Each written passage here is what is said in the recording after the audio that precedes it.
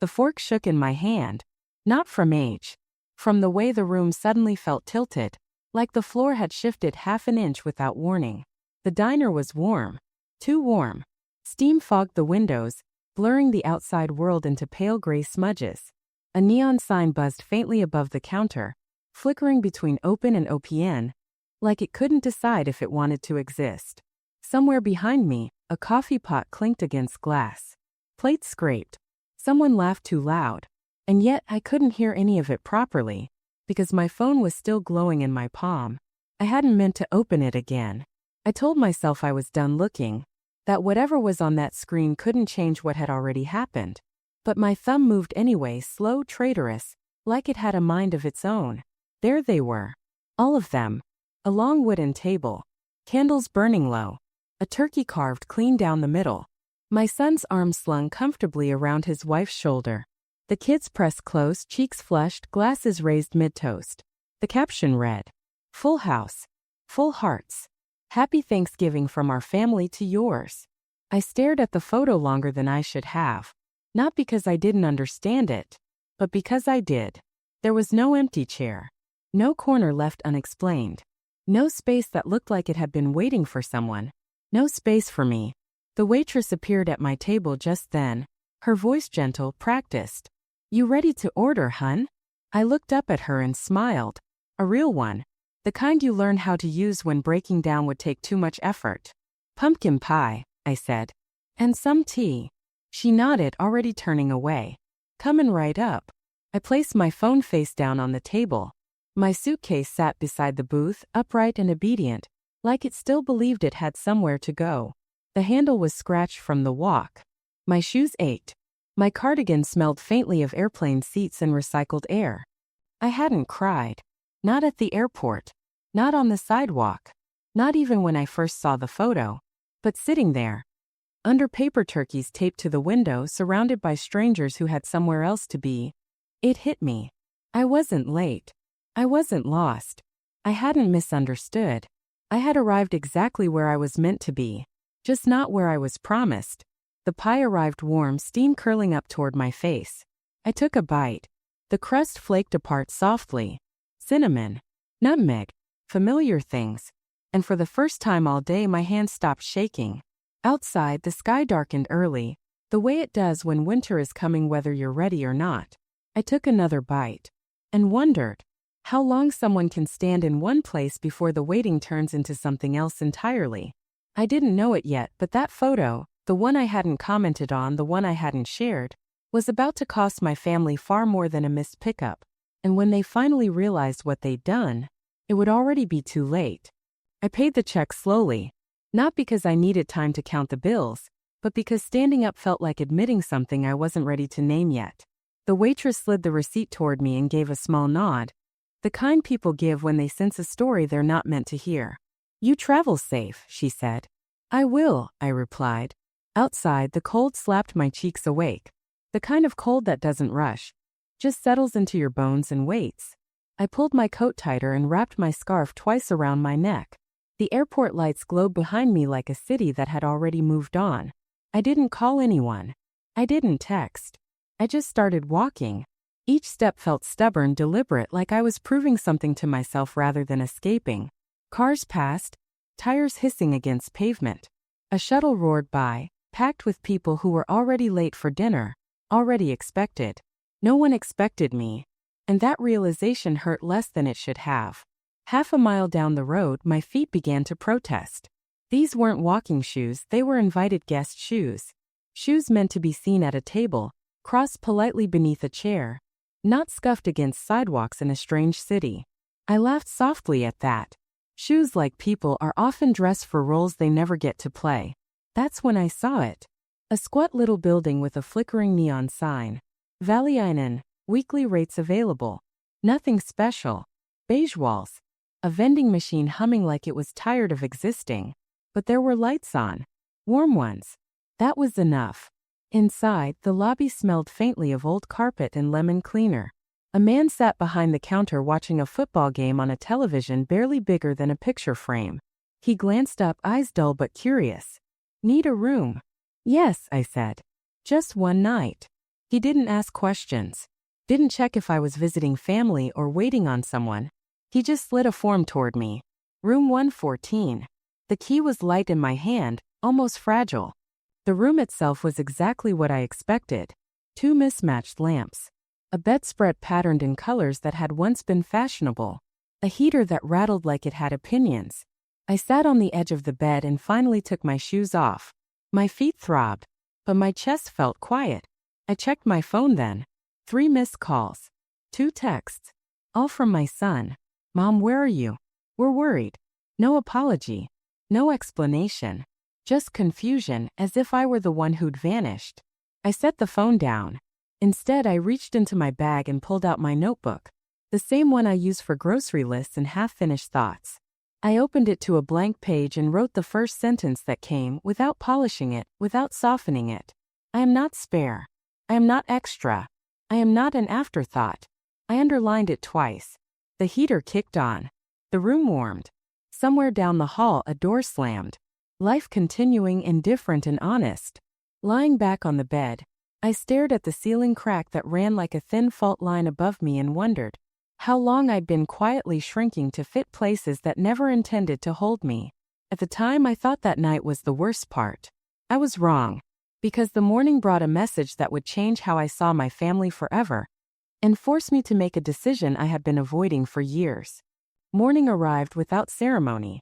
No sunlight spilling dramatically across the bed. No gentle reminder that a new day meant new possibilities. Just a dull gray glow pressing through the blinds, thin and tired, like it hadn't slept either.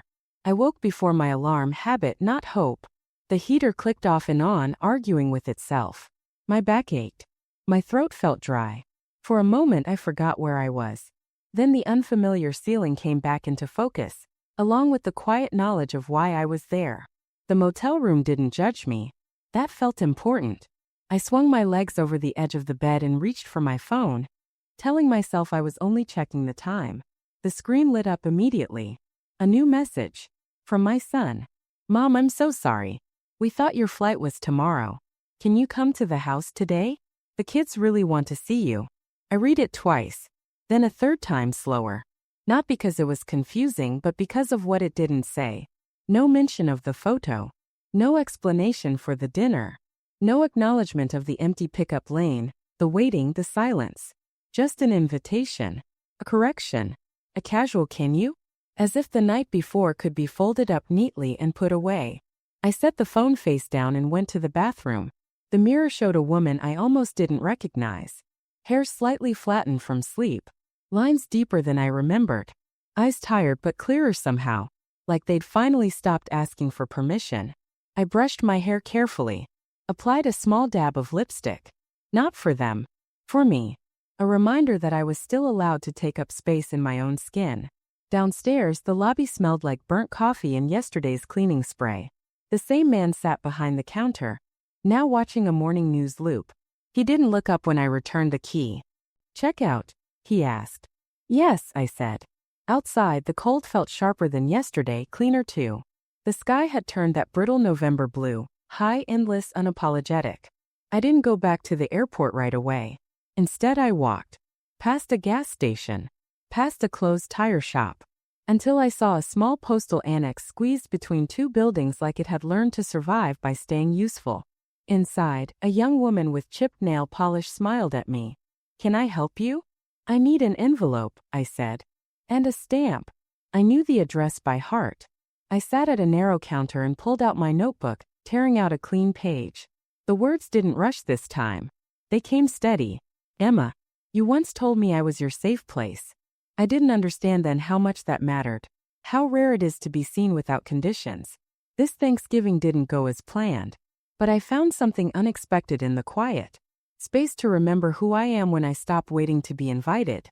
I sealed the envelope gently, like it held something fragile. At 10:35 a.m., I booked my return flight. Same airline. Same gate.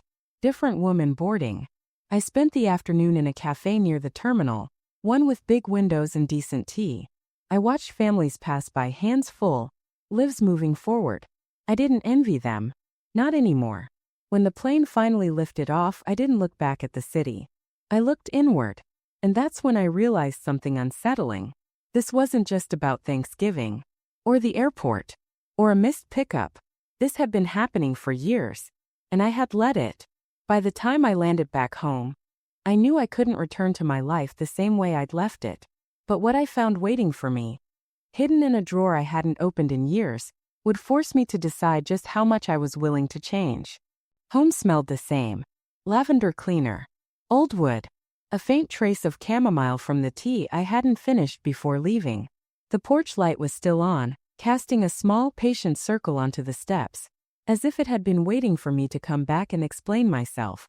I set my suitcase down just inside the door and didn't move for a long moment. No one rushed toward me. No voices called my name. No messages chimed to ask if I'd arrived safely. The silence wasn't dramatic. It was familiar. I took off my coat, hung it carefully, and walked into the kitchen. The table sat exactly as I'd left it, 2 chairs pushed in, one slightly crooked. The place where I'd hosted birthdays, holidays, ordinary Tuesdays that used to mean something. I made tea. Slow. Intentional. Watched the steam curl upward like it was thinking about leaving. That's when I opened the drawer. The one beside the fridge. The drawer everyone has but no one talks about. The one with papers you don't need every day, but can't throw away either. Manuals. Old warranties. Folders labeled in careful handwriting. I hadn't meant to look, but my hand went there anyway. Greg. The folder was thicker than I remembered. Receipts. Bank statements. Printouts of tuition transfers. Insurance payments. Loan confirmations. I sat down. Went through them one by one. A transmission repair I'd covered, just this once. A preschool deposit, until the bonus came in. Medical deductibles. Emergency rent. Holiday gifts labeled from us but paid for by me.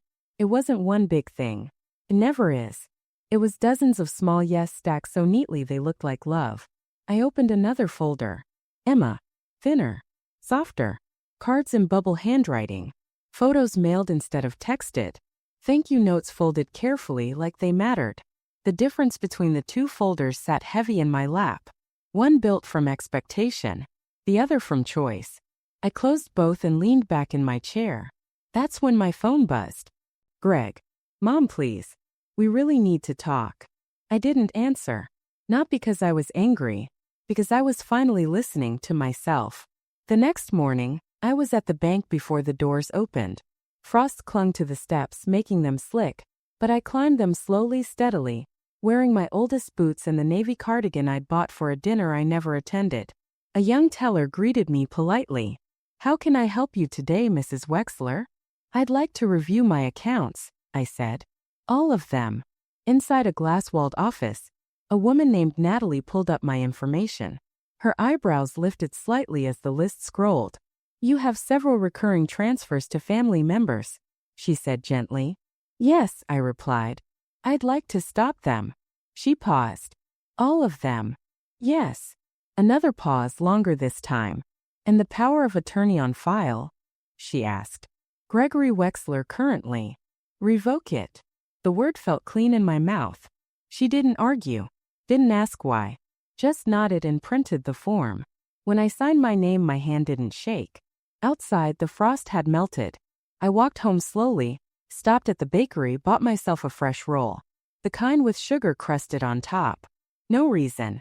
Just because I could. That afternoon, I made one more call. My lawyer. I want to revise my will, I said. And I want to set up a trust. For whom? He asked. For the one person who never made me feel invisible. I thought making those changes would bring relief. Instead, it brought attention. And by the end of the week, someone would show up at my door, unannounced, with questions they were afraid to ask out loud. The knock came just after 4 in the afternoon. 3 taps. Slow. Careful. The kind of knock that carries hesitation in its knuckles. I was folding towels at the kitchen table when I heard it. White towels still warm from the dryer. Ordinary things. Safe things. I didn't rush. Whoever it was could wait the extra few seconds it took me to smooth the last towel into a square. When I opened the door, I already knew. My daughter-in-law stood on the porch, posture straight, expression arranged. Hair too perfect for a casual visit. Shoes not meant for our cracked sidewalk. She held her purse against her side like a shield. Irene, she said softly, can we talk? I stepped aside and let her in. She glanced around the house as she passed me. Not obviously, just enough to inventory. The same furniture, same pictures, same quiet order. I wondered what she had expected, neglect maybe, or proof that I had unraveled without them. We sat in the living room. She waited until I sat before lowering herself onto the edge of the couch, knees together, hands folded. I know you're upset, she began. And I want you to know this whole thing was a misunderstanding. I said nothing. She continued, filling the silence. Greg thought your flight was Friday. That's what he told me. We didn't realize you had already landed. And the photo? I asked. She blinked. What photo? The Thanksgiving one, I said. The one that said full house. Her eyes dropped for just a moment. That was just a post. I didn't think. But you posted it, I said gently, while I was still standing at the airport. She straightened. We can't change what already happened. What matters now is moving forward. The kids miss you. Greg's been worried sick. You've shut us out. I breathed in slowly. No, I said. I stopped filling in the silence for you. That's different. Her jaw tightened. This isn't like you. I know, I said. It's like me now. There it was, the shift. The moment she realized this conversation wasn't going where she planned. She hesitated, then asked carefully, Greg mentioned you've been reorganizing things. Accounts. Legal matters. Yes. And the house, she pressed. Your will. I looked at her, really looked. At the concern that wasn't quite concern. At the calculation beneath the softness. I've decided where the rest of my life goes, I said calmly. The silence stretched. Finally she stood. I'm sorry you feel this way. I smiled, not kindly, not cruelly. Honestly. No, I said. You're sorry I stopped accepting less than I deserved. She didn't reply. Just walked to the door, heels clicking sharply against the floor. At the threshold she paused. Greg is worried. He should be, I said. Not because I'm gone, but because I'm not coming back the way I was. The door closed softly behind her. I stood there for a moment, hand resting on the knob, heart steady. Then I went back to the kitchen, finished folding the towels, lit a candle, and waited for the part of this story that was still coming. That night my phone rang again. This time I answered. And what my son said, what he finally admitted, would force the truth of that Thanksgiving day into the open at last. The phone rang just as the candle burned low. Not a cheerful ring. Not hurried. Slow and insistent, like whoever was on the other end had decided they would wait as long as it took. I let it ring twice. Then 3 times. Not out of cruelty, but because I needed to be sure I was answering as myself, not as the version of me that rushed to fix discomfort before it had a chance to speak. When I picked up, I didn't say hello. Mom, Greg said. His voice sounded thinner than I remembered. You finally answered. I'm here, I said. There was a pause. A long one. I could hear his breathing, uneven, like he was pacing. I saw the paperwork, he said. From the attorney. The trust. The changes. I assumed you would. Another silence. This one heavier. I don't understand, he finally said. After everything. Exactly, I interrupted quietly. That stopped him. You mean the money? He said, almost testing the word. I mean the pattern, I replied. The forgetting. The late calls. The birthdays missed. The airport. The photo. That wasn't intentional, he said quickly. Too quickly. No, I said. It was worse than that. It was convenient. I felt the truth land between us, solid and unavoidable. His breath hitched. You're punishing us. I waited. Let the word hang. No, I said. I'm releasing myself. From obligation. From guilt. From pretending that love only moves in one direction. You're still my mother, he said. Softer now. Almost pleading. And I was your safety net, I said. Your backup plan. Your silent partner. But I stopped being your family a long time ago. That's not fair, he whispered. Neither was standing alone at a pickup curb while you carved turkey, I said. Neither was seeing that photo before hearing your voice. He didn't argue this time. I didn't think it would come to this, he said. I know, I replied. You never do when someone finally stops caring what you got used to setting down. So what now? He asked. Now, I said. I live the rest of my life without shrinking it to make room for people who won't meet me halfway. Another pause. We're still your family, he said, but the certainty was gone. I closed my eyes. No, Greg. I was your family. You haven't been mine in a long time. We didn't say goodbye. The call just ended. I stood by the window afterward, watching the streetlight flicker on.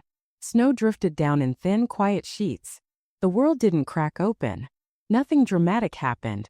And yet, something had been set down for good. The next morning, I mailed a small package.